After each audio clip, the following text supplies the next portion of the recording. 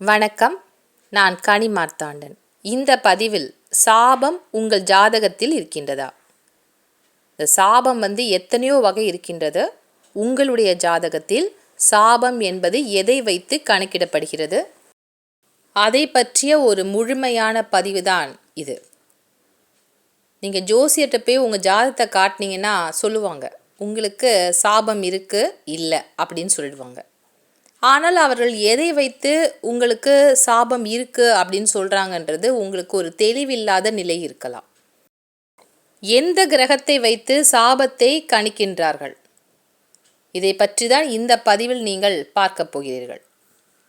முதல்ல சாபம்னா என்ன? நம்முடைய வாழ்க்கையில் முக்கியமான விஷயங்களில் தடுமாற்றம் ஏற்பட்டால் ஏதோ ஒரு பிரச்சனைக்குரிய முக்கியமான ஒரு விஷயம் நம் ஜாதகத்தில் இருக்கிறது அப்படின்னு தெரிஞ்சுக்கலாம். இப்போ கல்யாணத்துக்காக வரன் பார்க்குறாங்க ஒருத்தங்களுக்கு. அந்த பையனுக்கு என்ன தேடினாலும் தட்டிகிட்டே போகுது. எல்லாம் வர மாதிரி கடைசியில் முடியாமல் போகுது. இல்லை கல்யாணம் ஆன பிறகு ரொம்ப பிரச்சனையாக இருக்குது. இப்படி ஒருத்தருக்கு இருக்குது அப்படின்னு சொன்னால் அந்த ஒரு பையனுக்கு மட்டும் அந்த பிரச்சனை அந்த குடும்பத்தில் இருந்தால் பரவாயில்ல. அந்த வீட்டில் இருக்க 4 பேர் இருக்காங்க, 4 பேருக்கும் விதவிதமான பிரச்சனைகள் இருக்குது அப்படின்னு சொன்னால் அந்த குடும்பத்தில் ஏதோ ஒரு சாபம் பின்தொடர்கிறது அப்படின்னு தெரிஞ்சுக்கலாம். அது மட்டும் இல்லை, ஒவ்வொருத்தருக்கும் ஒவ்வொரு விதமான பிரச்சனைகள். ஒரு குடும்பத்தில் ஆண் குழந்தைகள் மட்டும்தான் பிறக்கிறது, பெண் குழந்தை வாரிசே இல்லை அந்த குடும்பத்தில். அப்படி இல்லை, பெண் குழந்தைகள் தான் அதிகமாக இருக்காங்க, ஆண் குழந்தைகளே இல்லை. இப்படி ஒரு பிரச்சனை ஒரு குடும்பத்தில் தொடர்ந்து இருக்குது அப்படின்னு சொன்னால் அதுவும் ஒரு சாபம்தான். ஒரு சில குடும்பத்தில் திருமணமான பிறகு அந்த குடும்பத்தில் சிலருக்கு குழந்தை இல்லாமல் போகலாம்.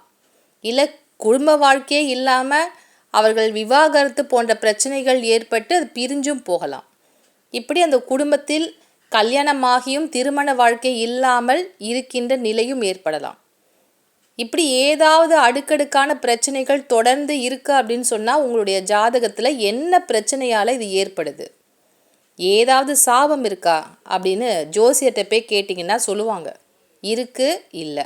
அது எந்த கிரகத்தை வைத்து கணிக்கின்றார்கள் என்றால், ஒருவருடைய ஜாதகத்தில் லக்னத்திற்கு பாதகத்தை செய்யக்கூடிய பாதகாதிபதி யார், அதை வைத்து தான் இந்த சாபத்தையே கணிக்கின்றார்கள்.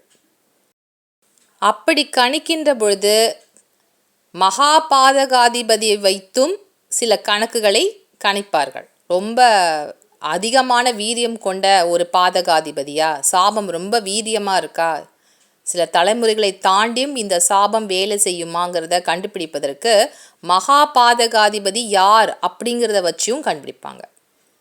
சரி, இப்போ லக்கணத்திற்கு யாரெல்லாம் பாதகாதிபதி, மகா பாதகாதிபதி அப்படின்னு தெரிஞ்சுக்கலாம். மேஷ லக்கணத்தில் பிறந்தவர்களுக்கு சனியே பாதகாதிபதி. அந்த சனி பகவானே மகா பாதகாதிபதி என்ற நிலையிலும் இருப்பார். அதனால் சனிதான் மேஷ லக்கணத்தை பொறுத்தவரையிலும் பாதகாதிபதி, மகா பாதகாதிபதி. ரிஷப லக்கணத்தை பொறுத்தவரையில் சனியே பாதகாதிபதி, அவரே மகா பாதகாதிபதி. இந்த ரெண்டுமே சனிதான் ரிஷபராசி, ரிஷப லக்கணத்தில் பிறந்தவர்களுக்கு. மிதுன லக்கணத்தில் பிறந்தவர்களுக்கு பாதகாதிபதி, மகா பாதகாதிபதி குரு பகவானே. அடுத்தது கடகராசி. கடக லக்கணத்தில் பிறந்தவர்களுக்கு பாதகாதிபதி சுக்கிரன், மகா பாதகாதிபதி சனி ஆவார். 2 கிரகங்கள் இந்த கடகராசியில் இருக்கவங்களுக்கு வேலை செய்யும். ஒன்று பாதகாதிபதி சுக்கிரன், மற்றொன்று மகா பாதகாதிபதி சனி. சிம்ம லக்கணத்தில் பிறந்தவர்களுக்கு செவ்வாய் பாதகாதிபதி மற்றும் அவரே மகா பாதகாதிபதி என்ற நிலையில் வேலை செய்வார். கன்னி லக்கணத்தில் பிறந்தவர்களுக்கு குரு பாதகாதிபதி, செவ்வாய் மகா பாதகாதிபதி. அதனால் 2 கிரகம் கன்னி லக்கணத்தில் பிறந்தவங்களுக்கு பார்க்கணும். ஒருத்தர் குரு பாதகாதிபதி, மற்றொரு கிரகமான செவ்வாய் மகா பாதகாதிபதி என்ற நிலையில் பலனை தருவார். கும்ப லக்கணத்தில் பிறந்தவர்களுக்கு சூரியன் பாதகாதிபதி, சனி மகா பாதகாதிபதி என்ற நிலையில் இருப்பார். துலாம் லக்கணத்திற்கும் 2 கிரகங்கள் இந்த வேலையை செய்யும். அடுத்தது விருச்சிக லக்கணம். விருச்சிகத்தில் பிறந்தவர்களுக்கு சந்திரன் பாதகாதிபதி, செவ்வாய் மகா பாதகாதிபதி.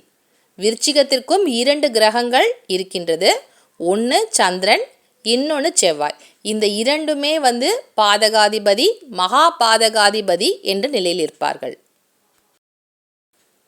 தனுசு லக்கணத்தில் பிறந்தவர்களுக்கு புதன் பாதகாதிபதி, செவ்வாய் மகா பாதகாதிபதி. தனுசிற்கும் 2 கிரகங்கள் பாதகத்தை செய்யும். புதன் பாதகாதிபதி, மகா பாதகாதிபதி செவ்வாய். அடுத்தது மகரம். மகர லக்கணத்தில் பிறந்தவர்களுக்கு செவ்வாய் பாதகாதிபதி, சனி மகா பாதகாதிபதி. மகர லக்கணத்திற்கும் 2 கிரகங்கள். அடுத்தது கும்பம். கும்ப லக்கணத்தில் பிறந்தவர்களுக்கு சுக்கிரன் பாதகாதிபதி, சந்திரன் மகா பாதகாதிபதி. கும்பத்திற்கு 2 கிரகங்கள், சுக்கிரன் பாதகாதிபதி, சந்திரன் மகா பாதகாதிபதி. அடுத்ததாக மீன லக்கணம். மீன லக்கணத்தில் பிறந்தவர்களுக்கு புதன் பாதகாதிபதி, குரு மகா பாதகாதிபதி. மீன லக்கணத்திற்கும் புதன், குரு இந்த 2 கிரகங்களும் பாதகத்தை செய்கின்ற கிரகங்கள். இப்போ நீங்கள் பார்த்த வரைக்கும் பாதகாதிபதி யார், மகா பாதகாதிபதி யார்னு பார்த்து தெரிஞ்சிருப்பீங்க ஒரு லக்கணத்துக்கு. இது ஏன் பார்க்குறோம் அப்படின்னு சொன்னால், பாதகாதிபதி என்பது அந்த லக்கணத்திற்கு மிகப்பெரிய ஒரு பாதகத்தை, கண்டத்தை தரக்கூடிய ஒரு கிரகம் பாதகாதிபதி. இவர் எந்த இடத்துல போய் நிற்கிறாரோ அந்த இடத்த அவர் அழிப்பார், பிரச்சனையை தருவார். முக்கியமாக ஒரு சாபத்தை காட்டுகின்ற கிரகமாக வேலை செய்வார். இதுதான் பாதகாதிபதி. அப்போ மகா பாதகாதிபதி யார் அப்படின்னு பார்த்தீங்கன்னா, ராகுவை போல 1000 மடங்கு பிரச்சனைகளை தரக்கூடியவர் தான் மகா பாதகாதிபதி. இது நிறைய பேர் தெரிஞ்சுக்கிறதே கிடையாது. உங்களுடைய லக்கணத்திற்கு யார் மகா பாதகாதிபதியோ அந்த கிரகம் ரொம்ப வலுவாக உங்களுக்கு பிரச்சனைகளை தந்து கொண்டே இருக்கும். அது ஒரு வீரியமான ஒரு சாபத்தை காட்டுவது தான். நம்ம சொல்கிற வீரியம்னா ரொம்ப அதிகமான ஒரு பலம் கொண்ட ஒரு சாபம். அந்த சாபத்திற்காக நீங்கள் பரிகாரங்கள்லாம் எவ்வளோ செஞ்சாலும் அவ்வளோ சீக்கிரத்தில் அந்த பரிகாரங்களை ஏற்றுக்கொண்டு அந்த சாபம் உங்களை விட்டு போகாது. ரொம்ப பலமாக இருக்குது அப்படின்னு சொல்லுவாங்க இல்லையா, அதுதான் இந்த மகா பாதகாதிபதி என்ற கிரகம் சுட்டி காட்டும். இப்போ உதாரணத்துக்கு துலாம் லக்கணத்தை எடுத்துக்கலாம். துலாம் லக்கணத்திற்கு இந்த 11ஆம் இடமான சிம்மம், சூரியன் தான் பாதகாதிபதி. இந்த பாதகாதிபதி சூரியன் இந்த துலாம் லக்கணத்திற்கு 5ஆம் இடத்துல இருக்காருன்னு வச்சுக்கலாம். 5ஆம் இடம் என்பது இந்த இடம் கும்பராசி. இந்த இடத்துல சூரியன் நிற்கின்றார் அப்படின்னு வச்சுக்கலாம். துலாம் லக்கணத்திற்கு பாதகத்தை செய்யக்கூடிய சூரியன் 5ஆம் இடத்தில் என்ன சாபத்தை இந்த ஜாதகருக்கு தருவார் அப்படின்னு பார்த்தீங்கன்னா, குலதெய்வ சாபத்தை தருவார். இந்த ஜாதகருக்கு குழந்தை பிறப்பில் பிரச்சனை வரும். இந்த கரு களைதல், ஒரு 5-6 மாதம் ஆன பிறகு அந்த குழந்தை அழிஞ்சு போகிறது, இல்லைன்னா பிரசவ காலத்தில் பிரச்சனைகள், இந்த மாதிரி பிரச்சனைகளும் இந்த 5ஆம் இடத்தில் சூரியன் பாதகத்தை செய்யக்கூடியவராக துலாம் லக்கணத்திற்கு இருப்பதால், அது 5ஆம் இடத்துல இருந்தால் இந்த பிரச்சனைகள் அந்த ஜாதகருக்கு ஏற்படும்.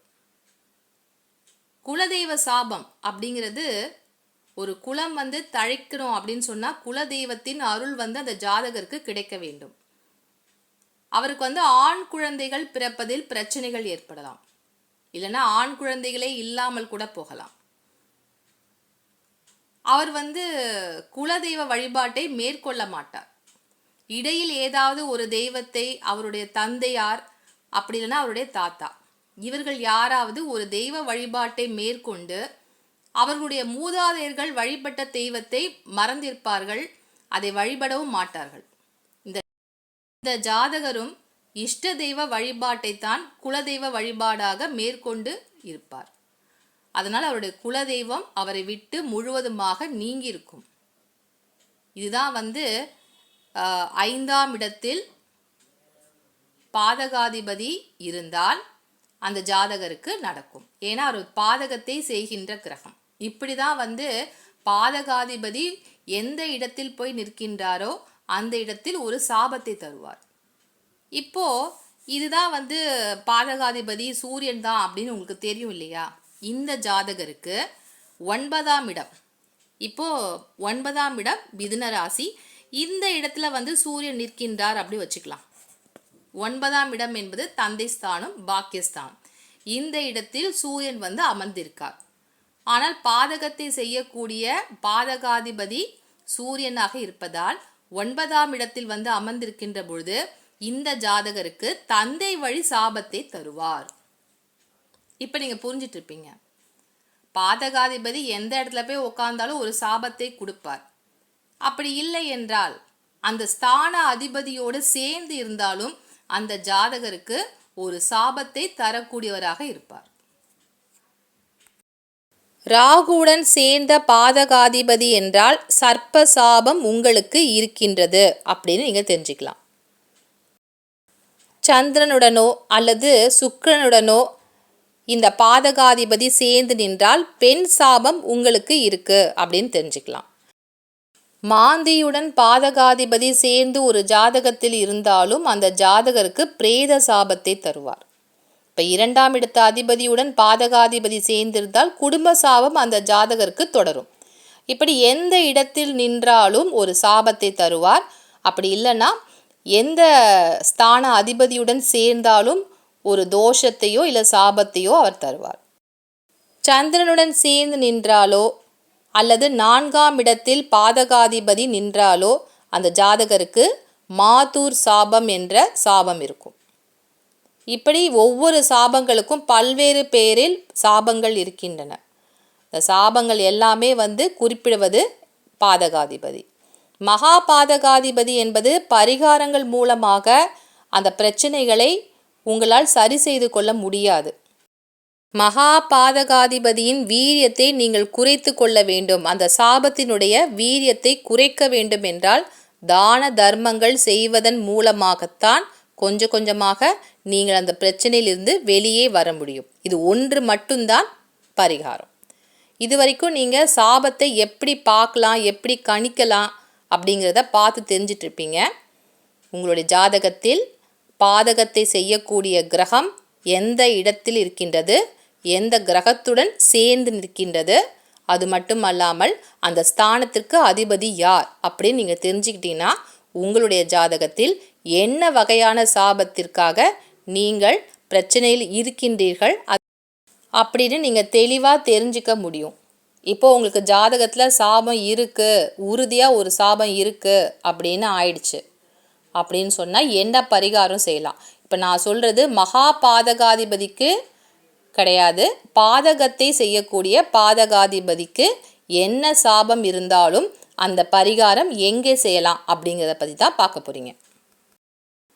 திருச்செந்தூருக்கு மிக அருகில் ஒரு 1 கிலோமீட்டர் தூரத்தில் இருக்கின்ற கருங்குளம். இந்த கருங்குளத்தில் மார்த்தாண்டேஸ்வர் என்ற திருக்கோவில் இருக்கின்றது. இந்த கோவில் 2500 ஆண்டுகள் பழமையான ஒரு சிவன் கோவில். இந்த கோவிலின் சிறப்பு யாருடைய சாபம் நீக்கிய தலம் அப்படின்னு தெரிஞ்சுக்கோங்க. அகலிகையை ஏமாற்றிய இந்திரனுக்கு கௌதமர் அளித்த சாபம் உடம்பு முழுவதும் 1000 யோனிகள் அவருக்கு ஏற்படணும் அப்படின்னு சொல்லி சாபம் தருகிறார். நம்ம படிக்கும்போது யோனின்னு படிச்சிருக்க மாட்டோம், 1000 கண்கள் தான் படிச்சிருப்போம். உண்மையில் அவருக்கு கிடைத்த சாபம் 1000 யோனிகள் உடல் முழுவதும். இந்திரன் அந்த பாவத்தை போக்குவதற்காக தவம் செய்து அந்த யோனிகளை கண்களாக மாற்றிக்கொள்கிறார். 1000 கண்கள் உடைய இந்திரனுக்கு இந்த சாபத்திற்கான விமோச்சனம் எங்கே கிடைக்கும் என்று சிவனிடம் அவர் ஆலோசனை கேட்கின்ற பொழுது பூலோகத்தில் கருங்குளத்தில் சென்று தாமிரபரணி ஆற்றில் நீராடி நீ வழிபாடு செய்தால் நிச்சயமாக உனக்கு இந்த அகலிகை சாபம் விமோச்சனம் கிடைக்கும் என்றார். இந்த திருத்தலத்தில் நவ கிரகங்களும் தங்களுடைய மனைவியர் சகிதமாக நின்று வரமளிக்கின்றார்கள். ரொம்ப சந்தோஷமான நிலையில் நவகிரகங்களும் இருக்கின்ற தலம்தான் மார்த்தாண்டேஸ்வரர் திருக்கோவில். இந்த திருக்கோவிலில் உங்களுடைய ஜென்ம நட்சத்திரம் வருகின்ற நாளில் சென்று வழிபாடு செய்யுங்கள். எப்பேற்பட்ட சாபமாக இருந்தாலும் அந்த சாபங்களுக்கு ஒரு முற்றுப்புள்ளி தருகின்ற இடமாக இந்த திருத்தலம் இருக்கிறது. தாமிரபரணியில் சென்று நீராடி இங்கிருக்கின்ற குடும்ப சகிதமாக இருக்கின்ற நவகிரகங்களையும் மார்த்தாண்டேஸ்வரி வழிபாடு செய்யுங்கள். நிச்சயமாக சாபத்திற்கு ஒரு விலக்கு கிடைக்கும். சாபதோஷ நிவர்த்தியும் உங்களுக்கு கிடைக்கும். மீண்டும் ஒரு நல்ல பதிவில் உங்களை வந்து சந்திக்கின்றேன்.